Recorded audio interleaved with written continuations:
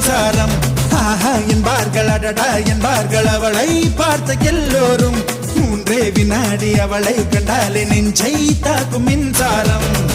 மூச்சு விடும் ரோஜா பூ பார்த்ததில்லை யாரும் தான் அவளை வந்து பார்த்தாலே அந்த குறை தீருந்தான்